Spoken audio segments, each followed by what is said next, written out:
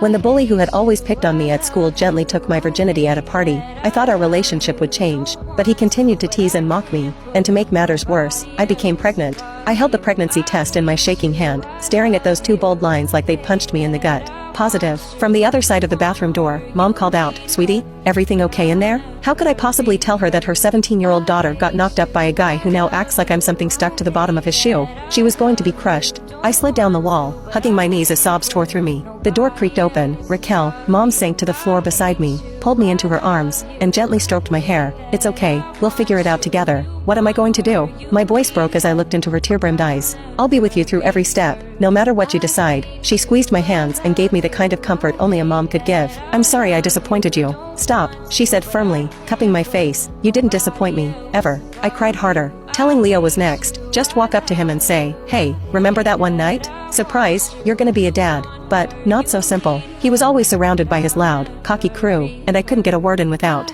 I passed by him in the hallway, trying to stay invisible, but luck wasn't on my side. A foot stuck out, his, and I went flying, books scattering across the floor. Laughter erupted. I looked up, his cold blue eyes met mine, full of something that felt too close to hate. "Look at her in her natural habitat," he sneered. "Bet you spend a lot of time on your knees." The laughter stung more than the fall. I clenched my fists, willing the tears not to fall. I stood, gathered my books, and faced him. "I hate you." His expression flickered, just for a second, before he snapped back. Feelings mutual. That was the moment it clicked. He didn't deserve to know. He didn't deserve to be in my baby's life. My child deserved better. I walked away, wiping tears I swore he wouldn't see. He noticed, his gaze softened and his mouth moved. But I didn't hear it. I was already gone. That was the last time I saw him. The next day, Mom let me stay home. We packed up our life and drove away, leaving Leo and the heartbreak behind. Just me, Mom, and the tiny life growing inside me. 7 years later, life had moved on. My boys, yeah, twins, were my whole world. We were back in town briefly, and I spotted a coffee shop. The second I stepped inside, I froze.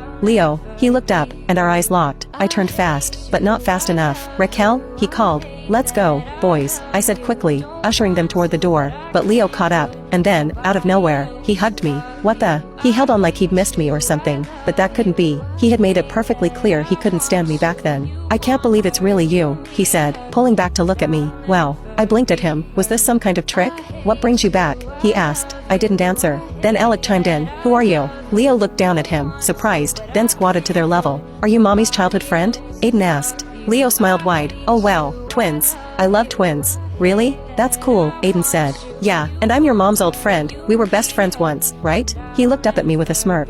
I rolled my eyes. "We're leaving." I grabbed the boy's hands, but he stepped in again. "Come on, is that any way to treat an old friend?" "I'll pass on the reunion tour, thanks," I said, trying to keep my tone light. "At least let me give you a ride home." "I insist," he added. "So do I." I turned him down again. He backed off with a nod. "Okay, take care." His smile looked real this time. I gave him a fake one in return. As I turned to leave, he muttered, "Can't believe you hooked up with someone else." I stopped cold. Great, let him think that. I was just about to leave again, but his next question made my heart skip. He glanced at the boys. How old are they? Why was he asking? Was he putting the pieces together?